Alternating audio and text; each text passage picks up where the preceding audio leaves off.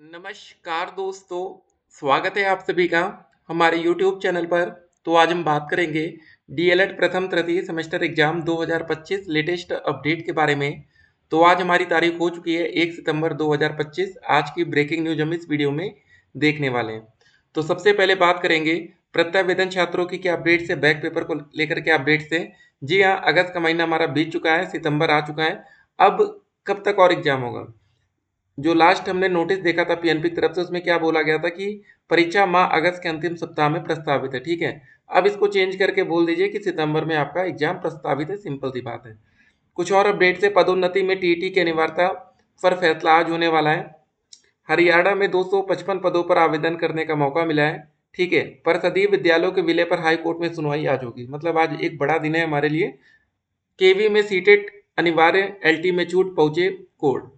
ठीक है, शिक्षक भर्ती परीक्षा से पूर्व एस्टेट की तैयारियां तेज हो रही हैं। टीआरई 4 में 50,000 पदों पर बहाली की संभावना। शिक्षा विभाग ने इस मामले में उच्च स्तर की मांगी राय। देख सकते हैं। तो भैया बिहार में ताबड़तोड़ वैकेंसी का दौर अभी भी जारी है।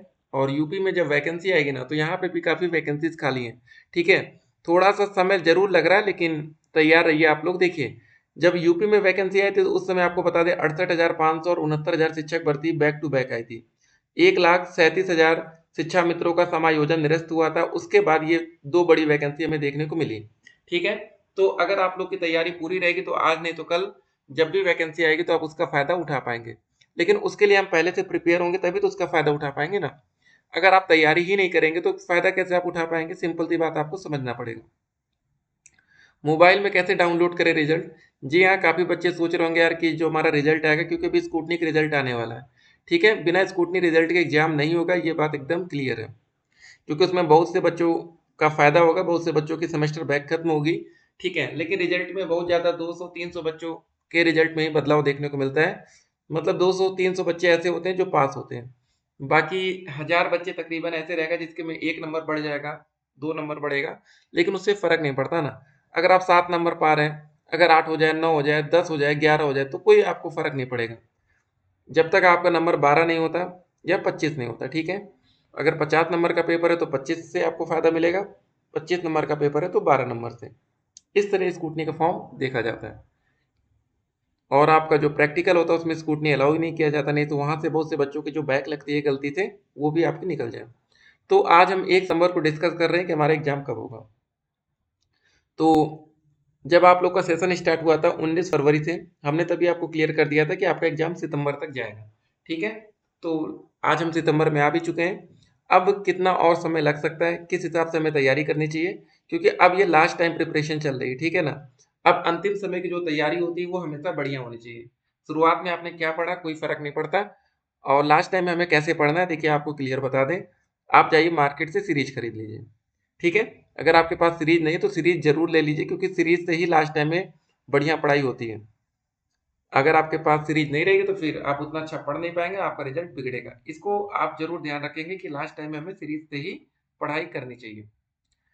तो सीरीज ले लेंगे तो आपकी पढ़ाई बहुत ही बेहतर हो जाएगी। और देखिए, सीरीज में लघु त्रि क्वेश्चन 100% आपको तैयार करने हैं। ठीक है, उसको पढ़िएगा, क्योंकि अगर आपने 5 लाइन के क्वेश्चंस को पढ़ा तो डेफिनेटली 1 लाइन तो याद रहता है। मान लेते 4 लाइन आप भूल गए, लेकिन जब आप अति लघु त्रि या बहुविकल्पी क्वेश्चन को याद करते हैं, अगर थोड़ा सा भूल गए तो पूरा क्वेश्चन खराब। और पेपर में आप ध्यान रखिएगा, बाल विकास में अगर हमारा 50 नंबर का क्वेश्चन पेपर आता है तो उसमें 15 बहुविकल्पी क्वेश्चन होते हैं, 15 अति लघु उत्तरीय होते हैं, 30 नंबर हो गया, और 20 नंबर के लघु उत्तरीय। ये 50 नंबर का शेड्यूल तय होता है। अगर कोई पेपर 25 नंबर का है तो 5 बहुविकल्पी क्वेश्चन, 6 अति लघु उत्तरीय क्वेश्चन और 14 नंबर के लघु उत्तरीय प्रश्न। ठीक है, इस तरह आपका पेपर पैटर्न तैयार किया जाता है। तो इस हिसाब से अगर आप तैयारी करेंगे तो तभी आप बेहतर नंबर ला पाएंगे। चलिए पहले इस अपडेट को देखते हैं। राज्य में बीपीएससी से चौथे चरण के तहत विद्यालय अध्यापक नियुक्ति परीक्षा टीआरई के पहले राज्य शिक्षक पात्रता परीक्षा स्टेट कराने के लिए तैयारियां तेज हो गई हैं। इस मामले में उच्च स्तर पर विमर्श किया जा रहा है। शिक्षा विभाग ने सरकार के उच्च स्तर से इस संबंध में राय मांगी है। उच्च स्तरीय राय के आधार पर शिक्षा विभाग टीआरई 4 के पहले एस्टेट के आयोजन को लेकर पुनः मार्गदर्शन बिहार विद्यालय परीक्षा समिति को भेजेगा। इसके पहले सरकार ने साफ किया था कि टीआरई 4 के पहले एस्टेट नहीं होगी। अगले साल शिक्षक नियुक्ति के लिए होने वाली टीआरई 5 के पहले एस्टेट कराई जाएगी। अभ्यर्थी टीआरई 4 के पहले एस्टेट कराने की मांग कर रहे हैं। इसके लिए राजधानी में 2 बार मार्च भी हो चुके हैं। हाल में ही मुख्य सचिव ने शिक्षा विभाग के अधिकारियों को टीआरई 4 के पहले एस्टेट कराने को लेकर विमर्श के लिए कहा था।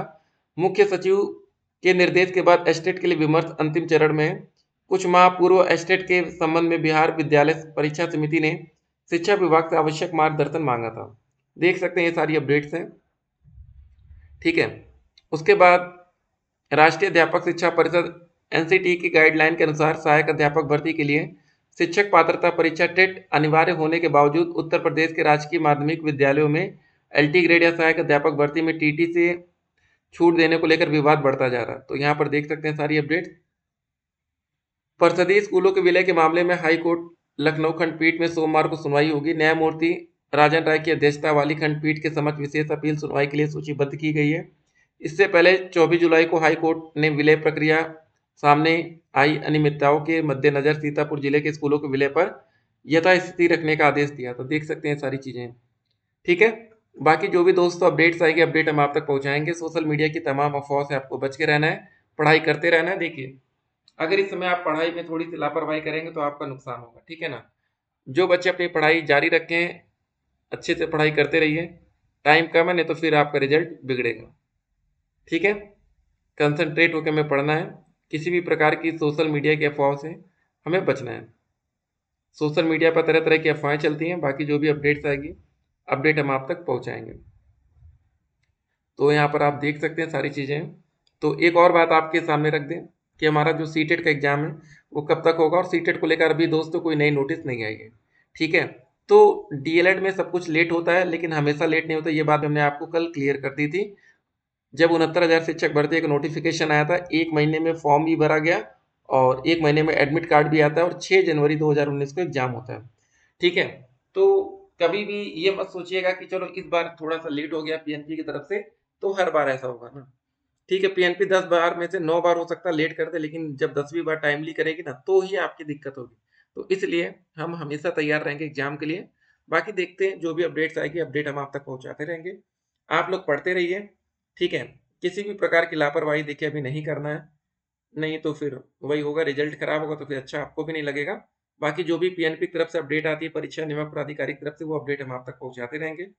और बाकी रिजल्ट के लिए आपको सिर्फ dlresult.com वेबसाइट आपको ध्यान में रखनी है। इस वेबसाइट से ही सबसे पहले आप अपना रिजल्ट डाउनलोड कर पाएंगे। बाकी प्रत्यावेदन छात्रों को लेकर जो भी अपडेट्स आती है वो अपडेट हम आप तक पहुंचाएंगे। बैक पेपर के अपडेट्स आप तक पहुंचाए जाएंगे। फेल छात्रों के लिए जो भी लेटेस्ट न्यूज होगा वो भी हम आप तक पहुंचाते रहेंगे, ठीक है। आप लोग अपनी पढ़ाई करते रहिए। बाकी देखते हैं क्या अपडेट्स आती है निकल कर सामने।